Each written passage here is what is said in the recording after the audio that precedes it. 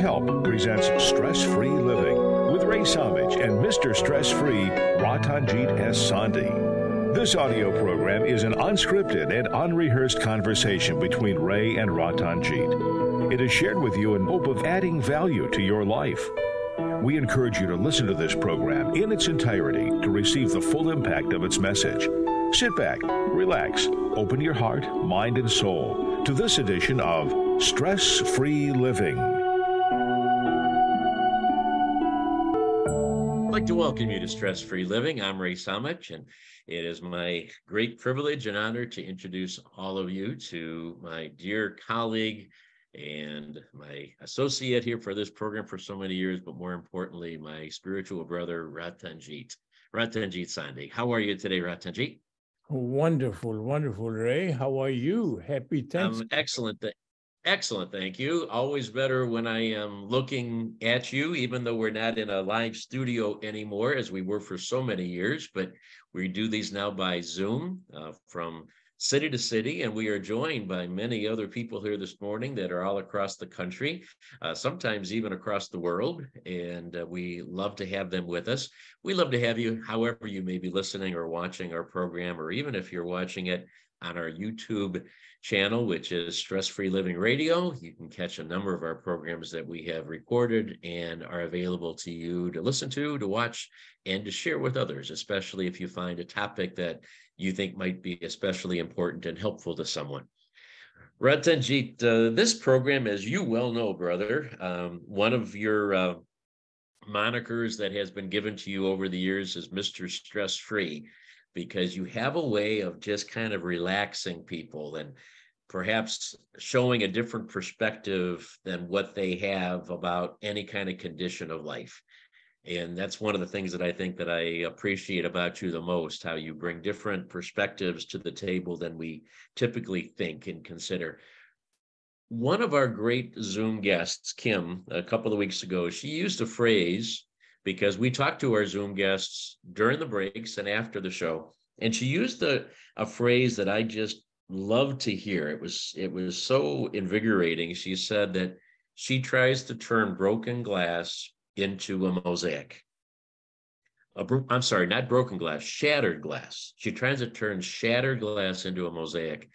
And visually, I could just picture how shattered glass not only has no value, because you typically, when that happens, you just throw it away, but also it's dangerous. If you leave shattered glass lying around, people can step on it, children can come across it, whatever might happen. There's nothing good about shattered glass.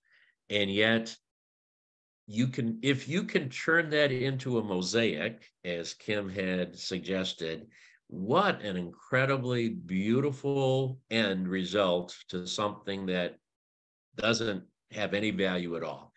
I thought we would talk about that, because is it possible to do that, Ratanjit? And if it is, if that's something that we as human beings can do, how do we do that? Because we're surrounded by shattered glass all the time. What do you think? Is that something that we can do more frequently, if at all? Yes, we can do. Before we get into that, we have to realize a fundamental chemistry of this human body. Okay. Whenever we think negative and hopeless and are in pain, there are all kinds of hormones which are generated in our body, which are harmful to us. They give us stress, they give us blood pressure, they eventually end up attacking our heart and kidneys and every part of our body. So it's all begins with the thought process. The thought process, when you become mentally conditioned that it is a hopeless condition, you become very basically a sick person. You invite all kinds of problems within yourself. there is another part of our universe or world, because whenever you are able to convert a useless thing into something which is useful, that is a basically fundamental key of starting a business or becoming successful. Most of the raw materials, when you see this ore, iron ore, which is basically all dirt, and once you recognize that iron ore and extract iron out of that, and you basically have a steel mill. And similarly, whenever you are able to convert any negative condition into positive condition, so our psyche should be, so whenever all these conditions which are given, we should consider them as raw material for success, for converting. You have a very creative mind gifted to you. And whenever you ask his mind, what do I do with this? My mind would say, initially, the data would say, no, it is useless, throw it away. We again ask your mind, no, I don't want to throw it away. I want to somehow use it, somehow make it useful.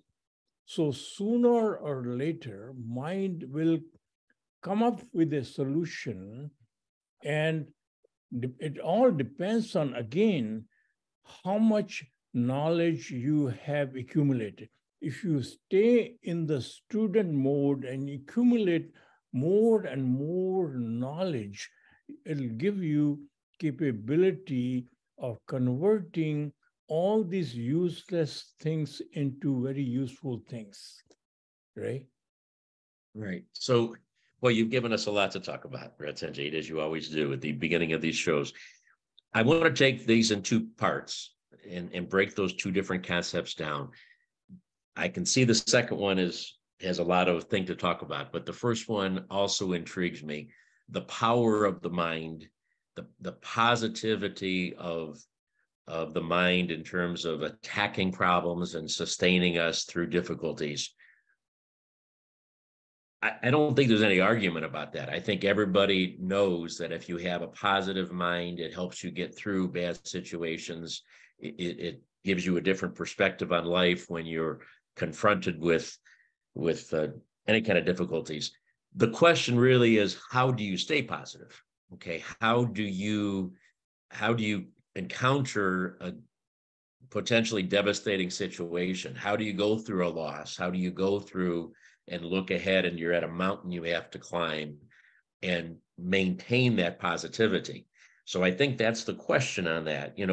Yes, we can, physically and mentally and spiritually, we probably can take on pretty much any condition and find a way to at least bear it, if not overcome it. But how do we train ourselves to be able to do that?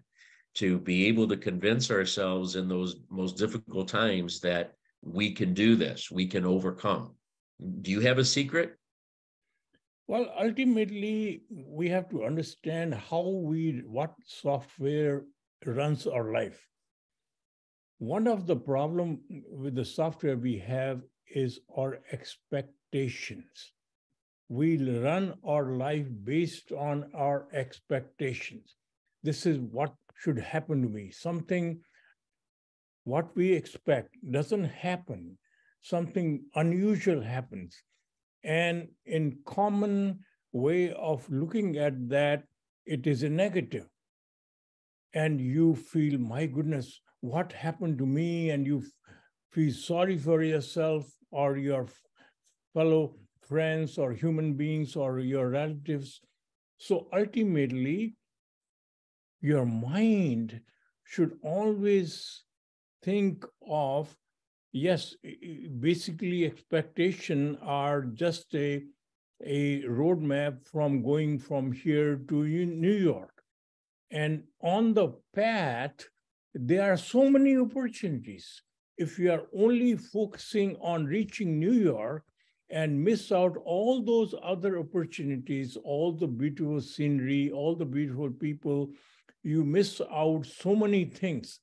If you basically keep your mind open and give your opportunity to explore through adding value to until ultimately considering that everything in life is given you as a raw material and we have to convert into useful entity, and raw material sometimes are not very pleasant to look at.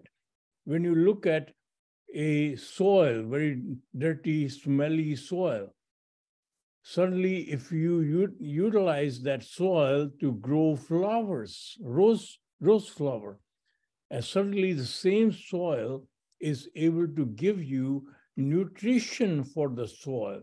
So similarly, every situation has something which can give you a stepping stone to make a progress which will bring you success, happiness, prosperity, and everything, right?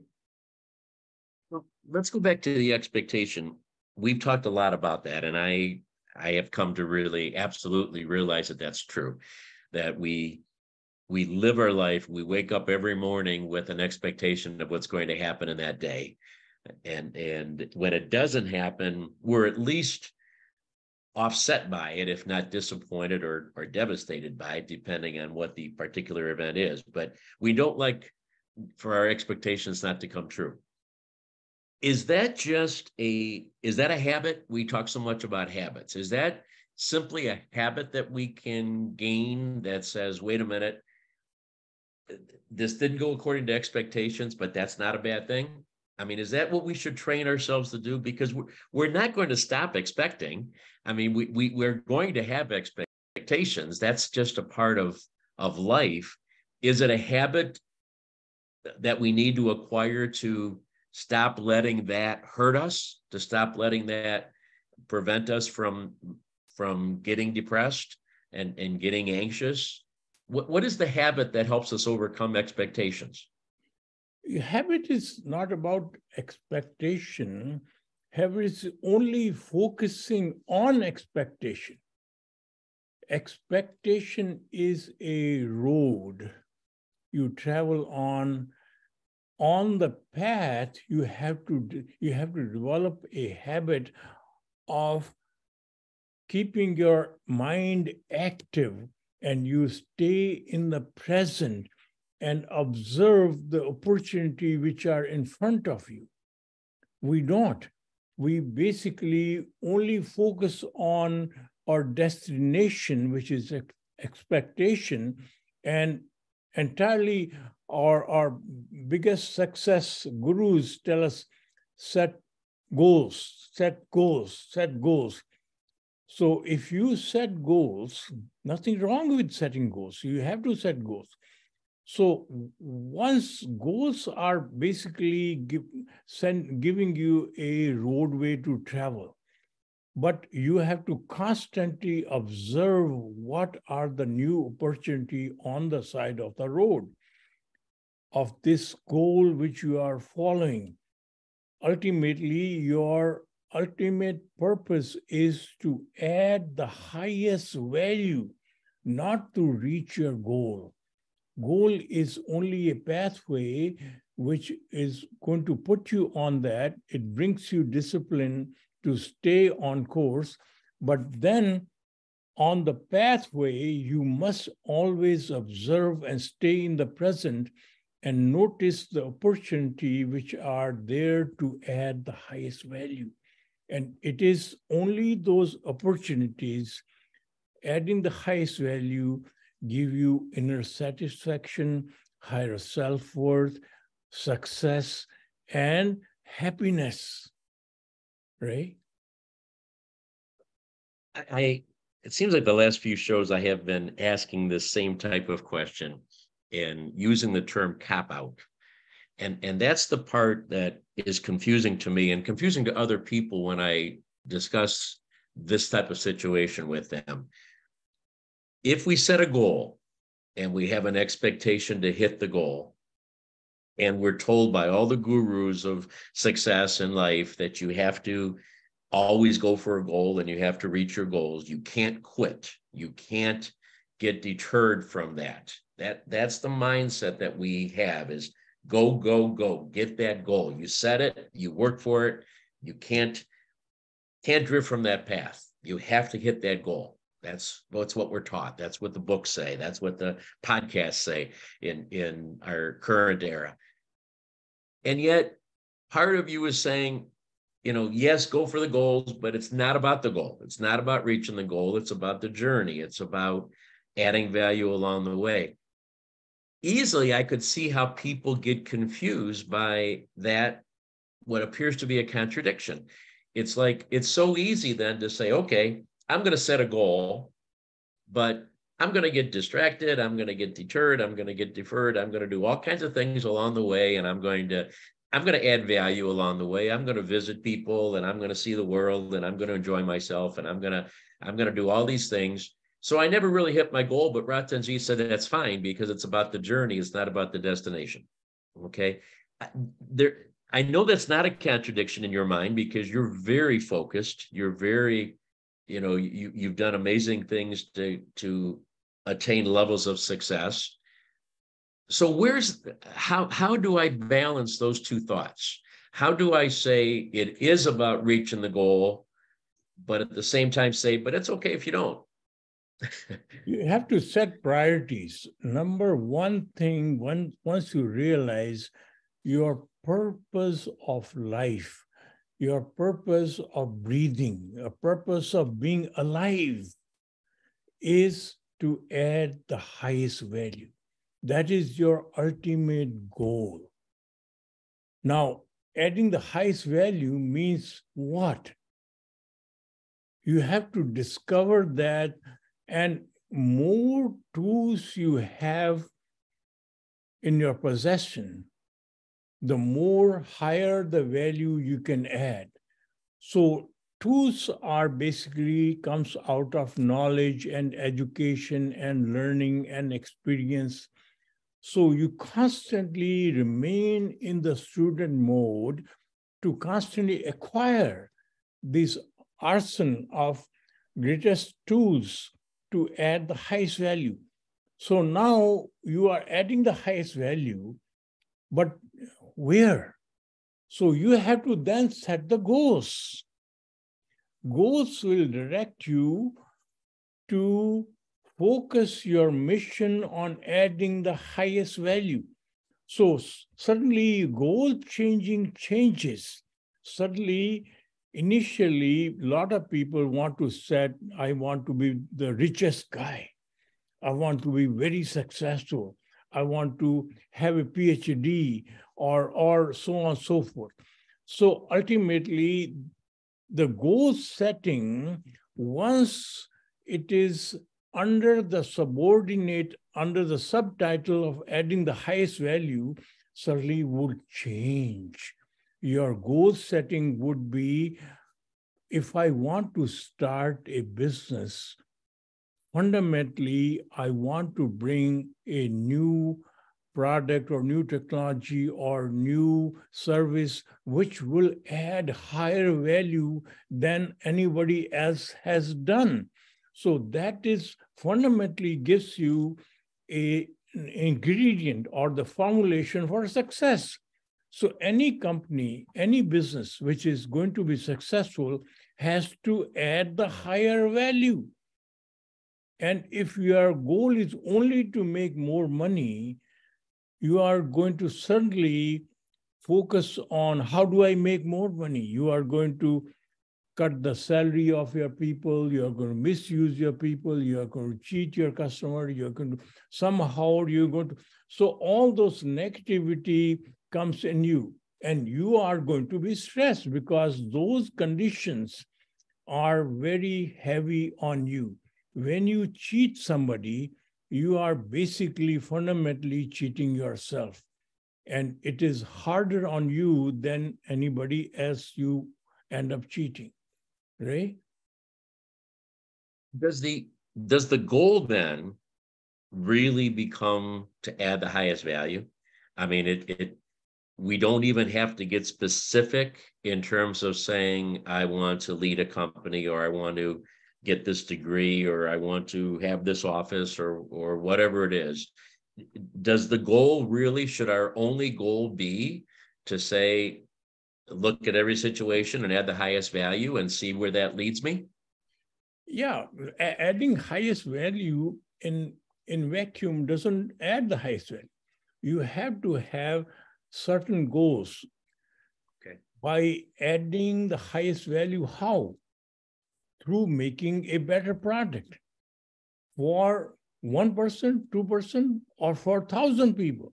So when you add the highest value, it automatically converts you into a business mindset to add the highest value to higher number of people. So sub goals are having a PhD, sub goal is having a business, sub goal is having the right contact, sub goal is having looking at the right opportunity, because they are all subservient to adding the highest value. Right? You want to take a break? We do, but I just want to finish that last thought real quickly, because I think that's again, I was a little confused on there, and I still am. I'm always that way. But I think that you've helped to clarify something. Again, that idea between being a cop-out, okay? And I know I use that word quite a bit, but that's one of the frustrations I have in life, where people say that they want to do something, and they want to live a certain way, and they want to achieve certain things, and then they later on give all these excuses why they didn't do it. And when you try to use a good excuse like, well, I didn't do that because I was adding the highest value, it's kind of difficult to argue with that, because, okay, you didn't do what you absolutely promised you would do, but you were adding the highest value, and Ratanjit says that's most important, so I'll give you a free pass, okay?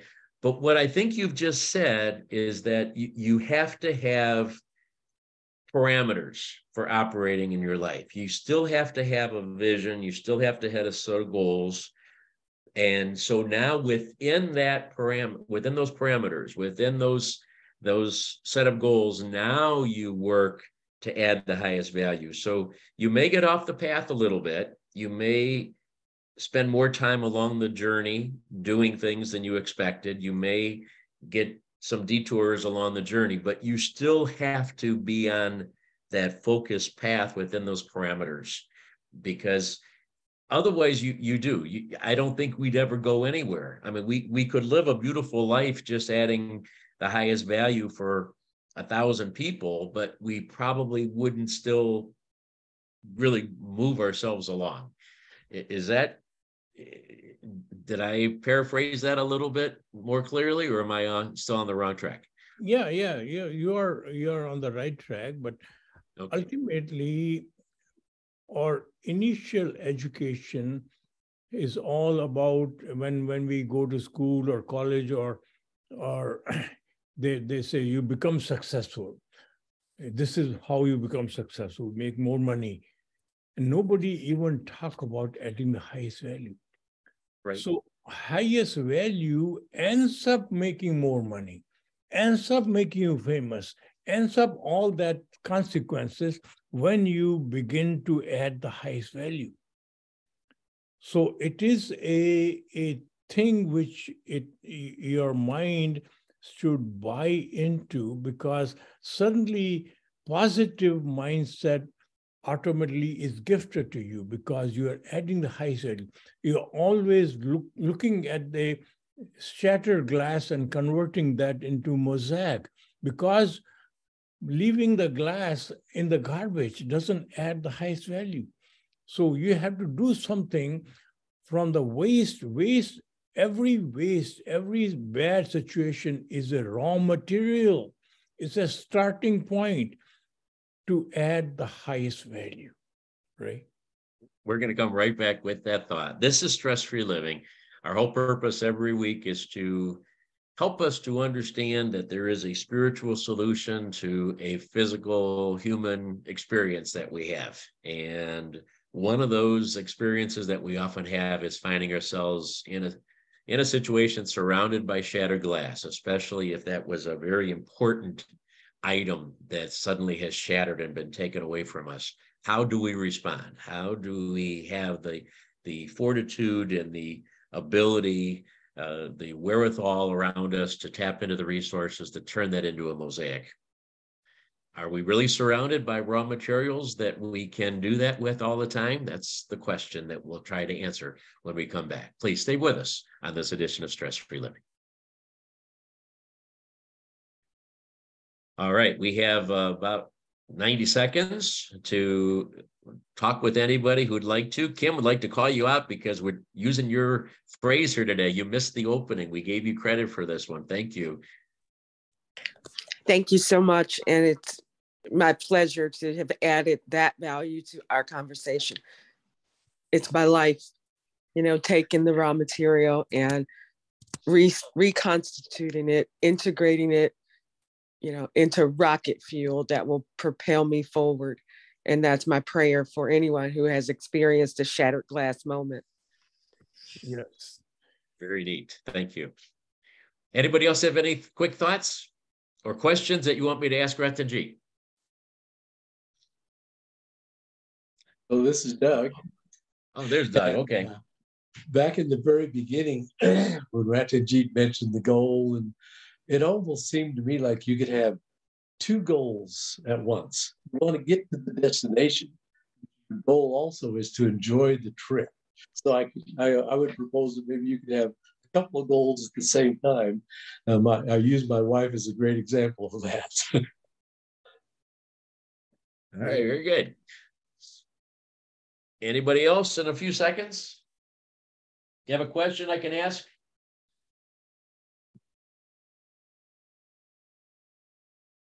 There we go. Couldn't find, I got to monitor the station here, knowing we're coming back from a commercial. Well, we have Doug and Kim are awake. Everybody else we put to sleep, Ratanjit. No, you haven't put us to sleep. This is like food for my soul today. I really needed this. Thank you. I'm enjoying it. Thank you. Thank you, Darby. Mm-hmm. Welcome, and thank everybody. you, Kim.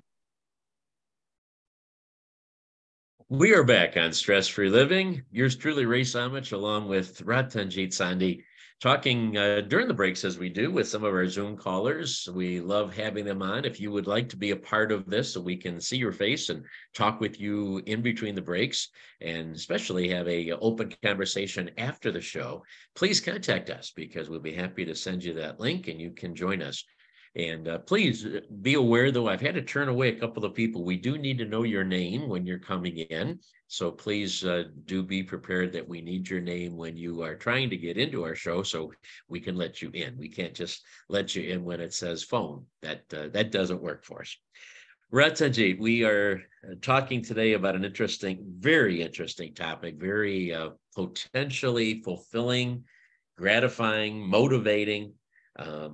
Kim, who gave us this topic, she said it propels her like rocket fuel. I love some of the choices of words that she uses because we all need something like rocket fuel in our life, especially, as we age, Ratanjit, and you wouldn't know about this because you're potentially always young. But as most of us get older, that rocket fuel is kind of harder and harder to find that really works for us. It's difficult to stay motivated when the joints don't move the way they used to when we were kids, and we are kind of burdened by the different things of life that we go through, losing loved ones and things. If we can find some rocket fuel to get us to that next challenge, overcome that next challenge, it's very powerful, very empowering. So tell me, Ratanjit, you said we're surrounded by raw materials that can be turned into a mosaic. It's you say it's all around us. How do we identify what projects are worthwhile taking? How do we find the shattered glass that can be turned into a mosaic? Or is it there everywhere? Is every challenge worthy of our time and our energy? Well, interestingly, once we realize that we are basically the power which enlivens us, and this human body is basically out of the worldly dirt, which is collected, all the elements which have been combined into this human body, which is not me. I live in this human body.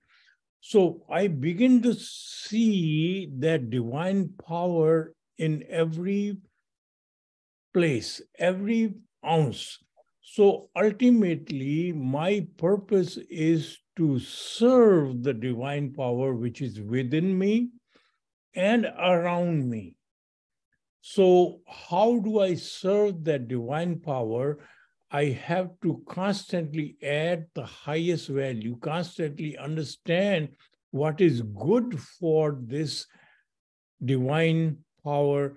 So all my mission is constantly to incentivize me to constantly add the highest value to this divine power present around me and within me.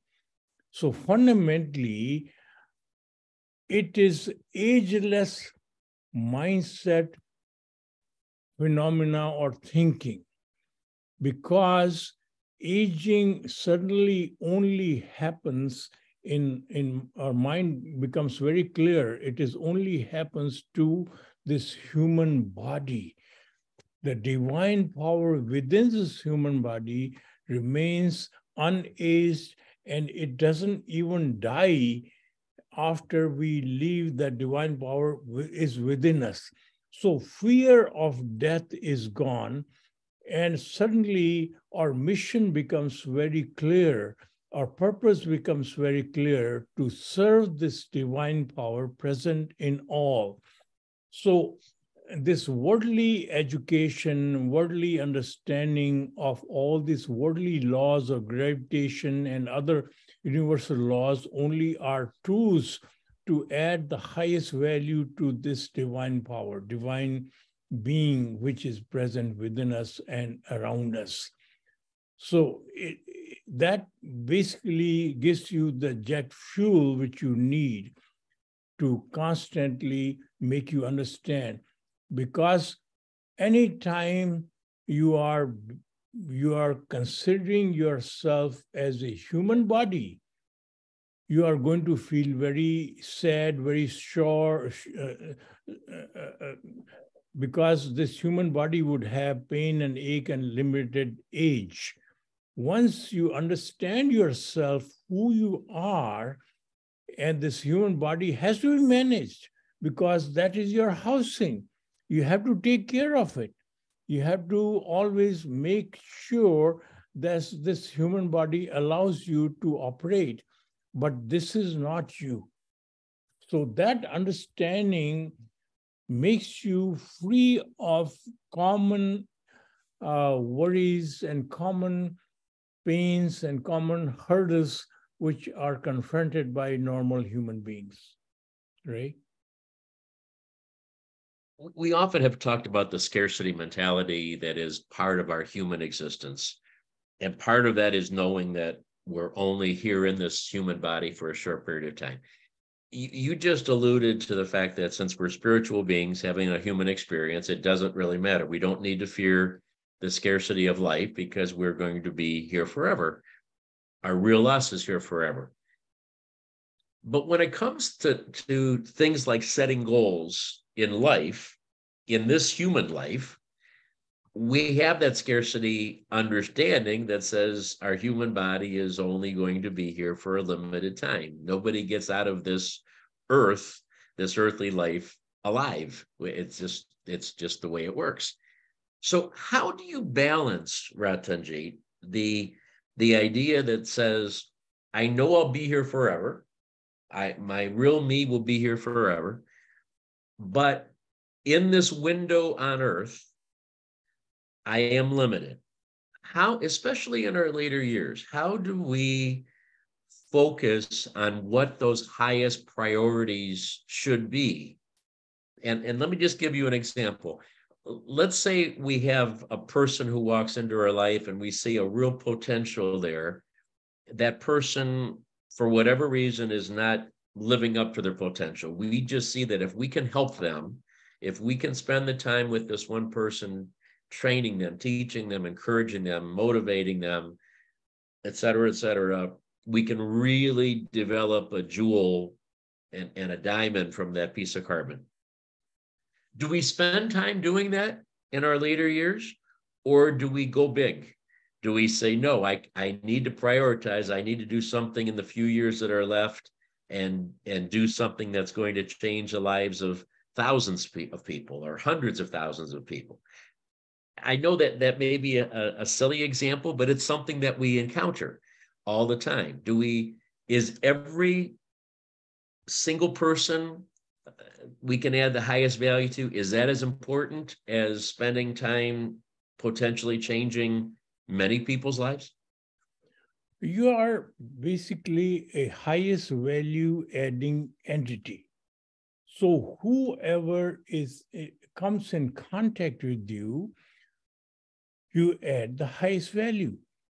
So when a person who is not, in your worldly opinion, is not adding the highest value, and obviously they have so many situations which are holding them hostage.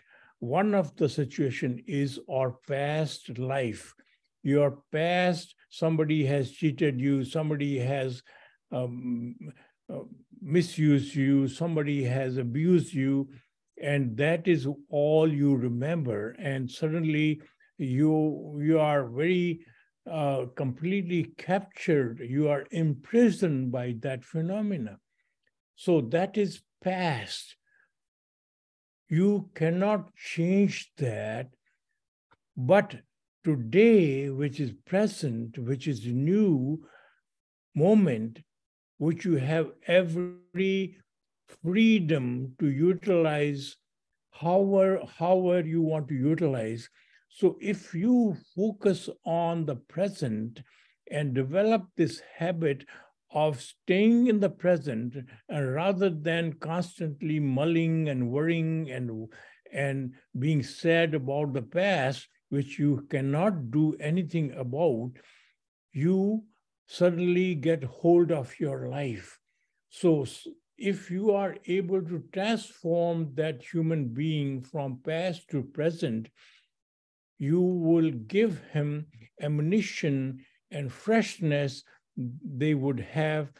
Otherwise, they would be captivated by the past. So all the time, you are constantly motivating people to stay in the present and get away from the past, because they can only have one given moment of life in their present. They do not hold any, whole day is not available to you. You have only a moment available to you, and thousands of moments consist of formulating a day or a week or a year. And ultimately, we live moment to moment. If we remain in the present and remain focused on utilizing the present moment in adding the highest value, we construct a life very successful, happy, and prosperous. Right? You gave a beautiful answer, but I don't think I heard an answer to what I was asking. And it was kind of the same question I asked at the beginning of the segment. We're surrounded by shattered glass. I mean, the world is filled with shattered glass. Some are as of our own making, things that we were holding that we dropped. and other shattered glass around us is from other people or from collectively the world. How do we choose? And I think we'll probably give you the break here to think about the answer, Ratanjit. How do we choose which shattered glass of our own cause or of the world's cause we should pursue to create the mosaic? How do we choose that? I know you say priorities, but what should those priorities be based on for us to try to create that mosaic? And can any piece of shattered glass be turned into a worthwhile mosaic? We're going to take a break, and then we're going to get Ratanjit's answer on that one. We appreciate you being with us. This is Stress Free Living. We'll be right back.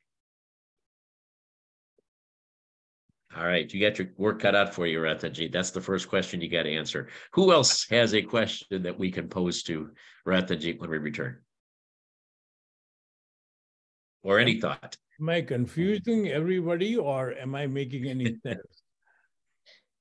I think the freedom is surrendering to adding highest value and not being attached. Because if my life is driven by fear of not hitting a goal, then I am missing it. But if I am floating and adding the highest value and not being attached, that's when everything comes to me. Yes. That's how it occurs for me. You have to pick a path. It's either the goal or it's adding highest value. And I think adding highest value gives you both the freedom and the accomplishment. But if fear is dominating, then it's impossible to do this. And it keeps you stuck in just going for a goal that will be empty and meaningless, even when you hit it in many cases. Or at least that has been my experience. Thank you. Anybody else have something? Ratanjit, the idea, what he's asking, what Ray is asking is, how do you recognize the pieces to pick up and make it a positive outcome out of it?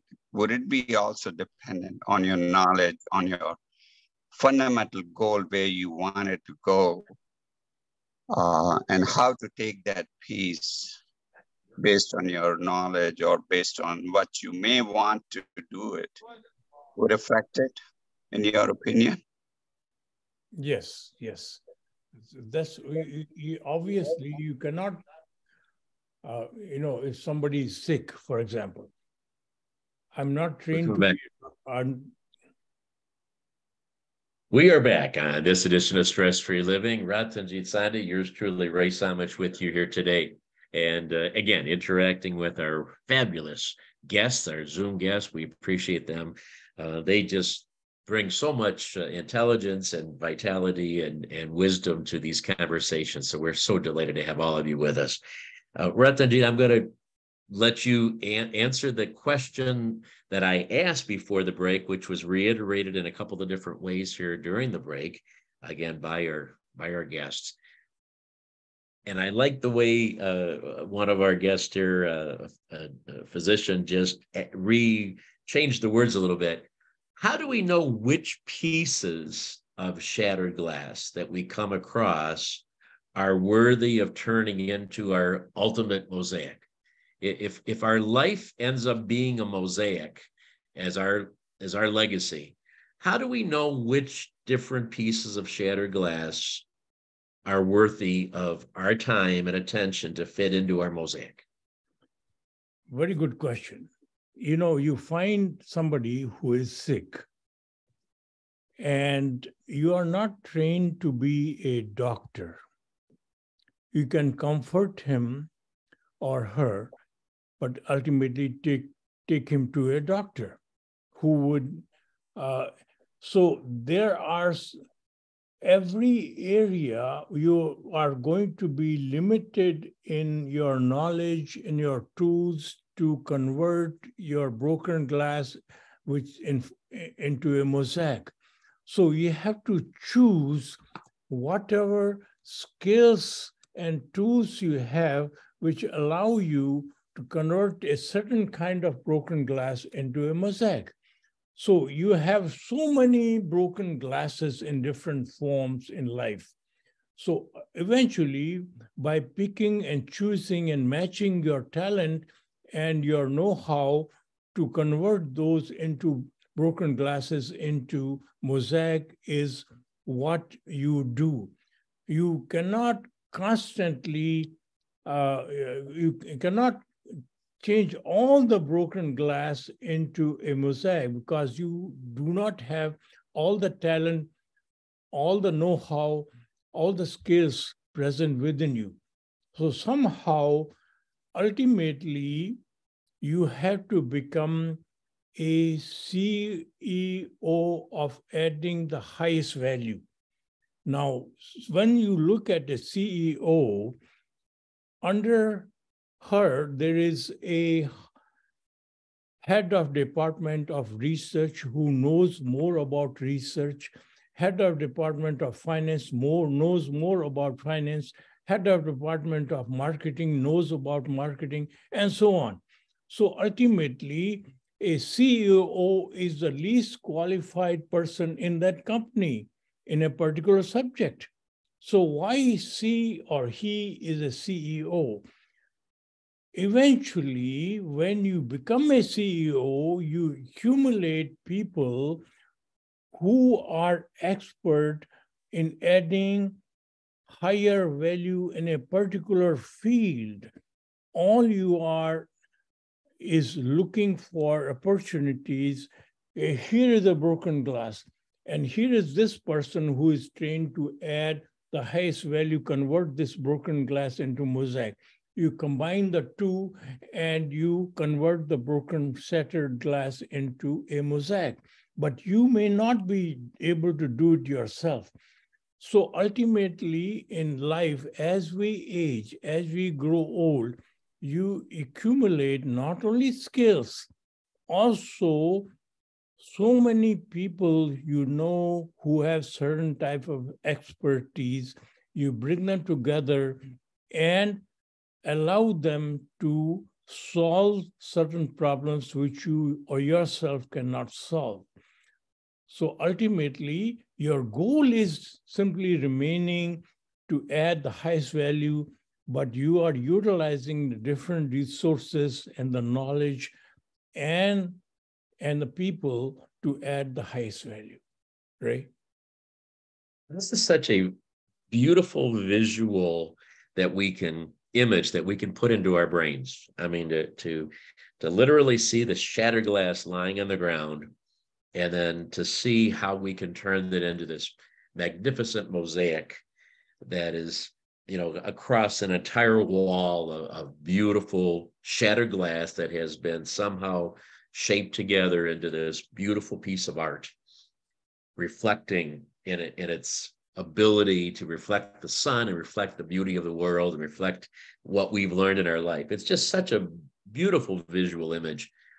You just, with adding the concept of helping others and choosing others that need help to be the, experts, that's probably not a great word, but other people who are more proficient in certain areas than we are, and engaging them and involving them. You've just taken that visual image one step further. You've just said now that I believe you said, I'm going to take some of their shattered glass too in their life, as well as my own shattered glass that I've come across. And I'm going to utilize some of their shattered glass into my mosaic. And in so doing, I'm teaching them the beauty of this whole concept. I am engaging them to understand that they have their own mosaic to be created. I'm taking some of theirs in mine, but I'm helping them to launch their own mosaic kind of path. And now you've got, not just my own mosaic that I have assembled as my legacy, but I've maybe got a little piece of glass in theirs too, a little piece of my shattered glass that I have helped them with. And now, again, this visual image to come to full fruition is a world full of mosaics that maybe I just launched with one tiny piece of my own shattered glass. It's really a visually empowering. Talk about jet fuel. To know that I have propelled that project around potentially the entire universe is really beautiful. I mean, it's really, empowering to the highest exponential degree. Now, there's another thing very important to know. That if you are a great craftsman and you have skills in your hands and you can make beautiful things, but if your hands are tied up, your legs are tied up, you cannot do anything. So remember, most of the people, they are tied up into their past. And if you bring them into present, it is giving them the true freedom. And they are able to take their God-given gifts to add the highest value. They can create beautiful mosaic from shattered glass once they are free. So when we come across people, most of us are tied up, some bigger amount or some smaller amount. We are all tied up in past because that is our habit. That is, there's always, we are focused on what is not there in our life. You see, if you lose a tooth, your tongue always go to that empty space. Although you have all these teeth present in you. So our system is such, we are always looking for something which is not there. We are never looking for something which is there. So you have to add the highest value from the thing which you already have. There are plenty of things which you already have, and what you don't have is present in around the world. Once you become a CEO, you can combine them all into all these amazing resources which you do not have. They will help you to add the highest value. Ultimately, your mission is to add the highest value, not just by taking all the credit yourself. Your mission doesn't matter who adds the highest value, it is how the value is elevated to its highest level, right? We're so near the end of the show, but there was one other thought that came out during the last break was fear can hinder us. Our fear that we can't do it, our fear of being too attached to something and letting go can also be a big obstacle, just like living in the past. Any thoughts on that? How do we avoid the fear of moving forward and overcome being too attached to certain things in our life that we don't want to go into a new world? The fear in 1 minute. Fear is fear of failure. Fear is not getting enough credit. Fear of losing everything you have. And all that is originating from your being not realizing that you are the divine power which has unlimited power. Fear is all associated with your separateness and ultimately which gives you an ego. Fear is basically all associated with your limits of your human self. So you become limitless once you become the supreme power which you are within yourself and start to see that around you. Fear remains when you remain in the human body mode. And fear, greed, insecurity, all these problems are associated once you believe that you are this human body, not the divine soul, right? We'll take it out on that final note. What a wonderful, engaging thought here today. Series of thoughts that you have presented to us that we've talked through. Thanks so much for our guests for being with us, and for all of our listeners, wherever you may be, whoever you may be listening. Please join us every week as we try to address different topics in our lives that can help us to overcome the stress and be the real human beings that we can be as we have this human experience for our spiritual being. Ratanjit, thank you so much for sharing your love and your thoughts and your wisdom with us as always. Thank you. And wherever you may be, remember, we're all playing the same game. Have a great day. We'll talk to you again real soon. All right. Thank you, everybody. Now it's your turn. If you'd like to open up your microphones and share your thoughts, we'd love to hear from you. Hi, Ray. By the way, you do a fantastic job of announcing everything and putting everything together. Just want to compliment you. I just had a 2 cents worth of thought, which Ratanjit just pointed out, losing your tooth. In psychology, there is a phenomena called loss aversion. If you have something and if you lose it, that's much more traumatic to everybody than not having it all. So if you, for example, if your salary is $95 an hour, you're pretty content. But if you have $100 an hour and you lose $5, so for some reason your employer penalizes you and said, no, you're taking $100, I'm going to give you 95. That would be more devastating for most people. So that's the one reason, just like he was pointing out, and negative experiences are always more traumatic. And during this process where you want to add value, where you want to think positively, you have to always be conscious about this. This is a psychological fact that all of us have, and we have to consciously suppress it, not to let the negative feelings come and make us debilitated in our quest to move forward or add positive value to the things. You know, there is a thing we constantly talk about. We live our habits. We do not live our knowledge. Yeah, that's exactly true. And what happens is that once you begin to cultivate those habits, you can get out of the fear. Sure. Fear is the habit which you have developed. Once you there's fear of height, fear of this, and fear of that. Ultimately, people systematically go, and there are trainers who can train you getting over those fears. So once you realize that you are basically what you act and think and do are consequences of your habits, not of your knowledge.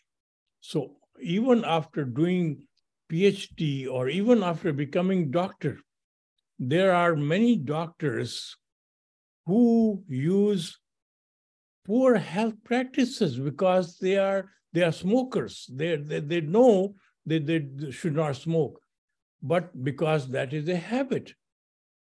So ultimately, we are what our habits are.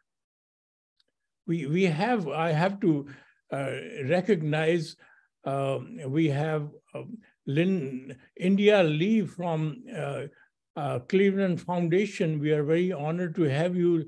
India, how are you? Say hi to us. Hi there. Hello. Thank you. Hello there. Thank you so much Welcome. for joining. So what is your comment? Are we just yabbing away or are we making any sense? No, actually, I came on a little bit late, but it makes a lot of sense. And, you know, it's interesting because I've been having these conversations with, as you know, I mentor a lot of people about, you know, how you transfer your skills and as they move into different opportunities, you know, acknowledging their value and understanding that, you know, God gives us each a gift. And I really resonated with the fact that, and I tell my staff all the time, I'm not here because I know everything. I'm here because you bring the expertise I need. I tell them that that's part of my mentorship, that no one person knows everything. So I'm really, thank you. is combining everybody, we become a company which is very powerful than just one person. One idea starts a company, then it starts with one idea and totally eventually has many products, many technologies which are beyond the capacity of the founder. So we always have better outcomes when we combine the skills of people around us. Thank you very much for joining us. You're welcome, India. Thank you for joining us, and please join us again. You're always welcome. Dr. Gahani, welcome back. We miss you for such a long time. How are you? You're unmute yourself. Unmute yourself. So I cannot miss you because I remember you all the time. So any comments or any thought process? Well, I felt, almost you use this, you create a new symphony every time, and I think throw a different light. So, first you take us to X-ray, then MRI, then CAT scan. So I think we are digging deeper and deeper into this. And so I really appreciated you reminding of some of the components. And I take away a lot of takeaways from what you say. So thank you so much. Thank you. I think the endeavor, and I sort of, I don't know, the visual I got was that Ray likes to stay tethered to the ground, and you are flying. So, you pull him up, and he wants to bring you down. And so it's such a loving game. It's just marvelous to see that dynamic. And I think in that process, this is another very interesting thing. I just recently learned that when you combine hops with yeast, it creates alcohol, right? Though alcohol is not there in the yeast, nor in the hops, but something new comes out, right? So I think between Ray and you, there's always new spirit that comes. We are making moonshine. Moonshine of wisdom. Yes. Yeah. Thank you. Thank you so much. Thank you. Love you too. Yes. Thank you. Dr. Mehta, you have any comments? No, I think I agree with Dr. Ghani that you really both are wonderful in creating the symphony. It's very educational for me, or has been for the last 3 sessions. I enjoyed it. It is just mind-blowing that all this knowledge was out there and I wasn't aware of it. Even though I have known you for several years, it's just, we are all so busy in our own routine. And now finally I got the sense that I need to learn something outside the medicine. During last session, when we were talking about success, you also pointed out that setting a goal is very important, but what kind of goal and how you put that goal together is important. So today's example is the same thing. When you set up a goal, I want to make tons of money, is not truly a right goal that comes out of through your soul.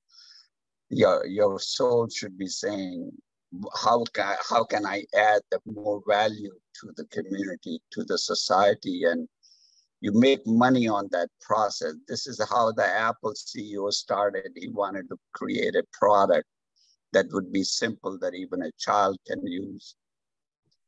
That's a perfect example of setting up a goal with a adding higher value, and he made a lot of money at the side. Yes. So your words is still with me. And luckily I happened to hit that, my goal, or my aim in life through my heart, and it worked out good. But thank you. Yeah, you see, any time when you do something half-hearted, it never works. Yep. So when you set a goal just to make money and to become famous, your soul will not approve of it. So you have three components in you: human body, your brain, and you, the power which enlivens you. So brain and human body would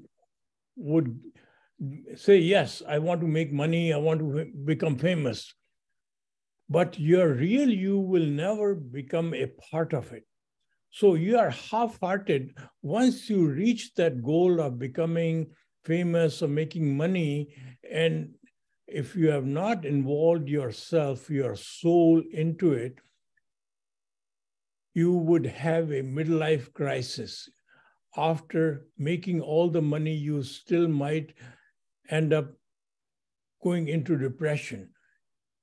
You end up committing suicide because you have not involved the real you. The real you only gets involved in any project which adds value holistically to everyone, including you. So just remember, the goal setting has to be done by complete you. The complete you, which includes your soul, your enlivening power, your brain, and your body.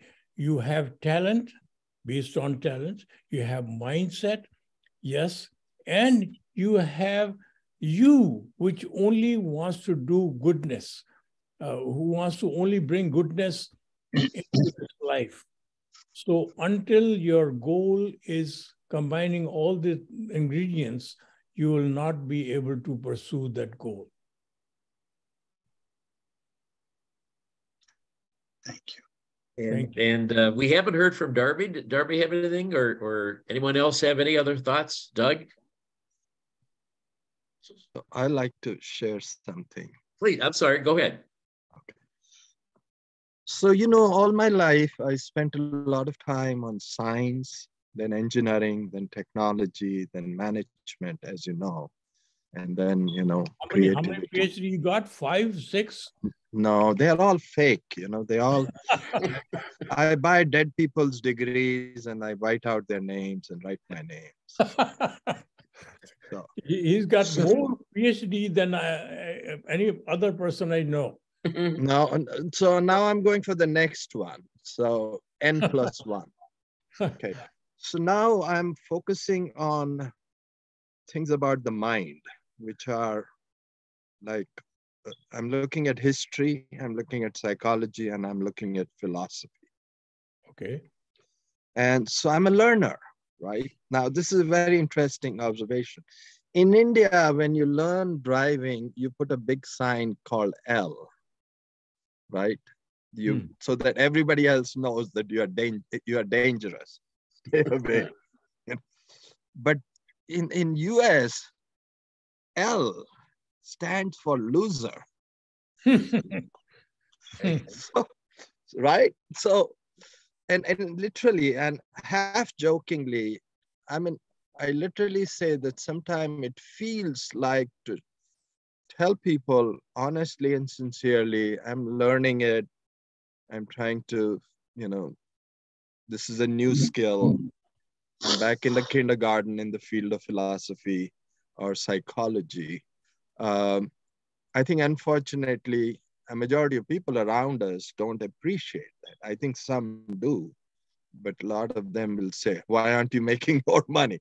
So I think there's a cultural context of being an L in India and in US. So what are your thoughts? I mean, I think we can be learning all our life, right? And yet we have to at the same time add value, right? Yes. So it's a systems thinking that while you're learning, so it's like designing a plane and flying it at the same time. Yes. Any ideas? It's about the learning.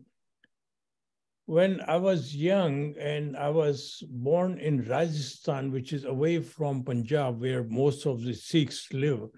Right. So when my parents tie a big turban on my head, I asked my mother, I said, how long do I have to wear this stupid thing? Because I was only one guy in my class who wears this turban. Right. I was a rare commodity in Bikaner. Right. And my mother said, I hope not too long. So she says, you know what I have done? When you go to your school, you have a school uniform. I said, yes. So I have enrolled you into a spiritual school, right, which is called Sikh. Sikh basically means a student. Right. So I have given you this turban, which is a uniform of a Sikh student. When you learn everything, then this does not have any value. So remove it. So it converted me a student for life. Right. So I am not an expert. I'm always a student. Right. And that is fundamentally the core ingredient which you need to add in the mindset of adding the highest value. Because in this life, it is impossible to become expert. When you become expert, you stop learning. And life is all about learning. And I got my infection from you. You're contagious. You are the best student I know. I know, I am, right? Because I know you, right? I've seen you in action. You need a turban?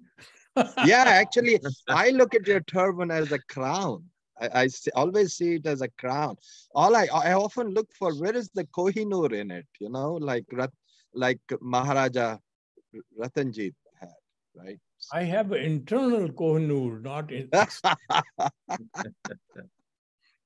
All right, I need to get that. I did share. Kim gave me a beautiful. She sent to me in the chat a beautiful meditation, a Hawaiian meditation. I reshared that with everyone there. So take a look at your chat before you leave here today, because it's some beautiful words there that I really want to dwell on them in detail. But a quick look, they're gorgeous. So we're wonderful. Anybody else though would like to share a thought? You're welcome to. Let me share one thing here. First of all, I think both you and Ratanjit are experts, even though you are still learning. You can be an expert and still learn, by the way. I certainly look at both of you as experts in your field. I just want to bring it down to kind of a common little example, if you will, of making this crushed glass or fractured glass into a mosaic. And it has to do with what Ratanjit said in the beginning about being positive. And personally, you know, my wife is the most positive lady. She's gone through many, many things that would bring people down and be them just so discouraged they wouldn't even leave the house. But she just never looked at that way. She was always very positive. An example of that was months ago, she was visiting her son and his family, and they all got COVID, including my wife. And we were all sick for a few days, and then quarantined for a while. And they finally got her home after all this, expecting her to say how horrible it was, how sick she was, how everybody was so weak. But no, she didn't do that at all. She took that shattered glass and she said, Doug, that was the most enjoyable time I've ever had with my grandkids. I'm telling you, they just played around with me, told me how much they loved me. It was just the most positive time I've had with my grandkids ever. I loved it, she said.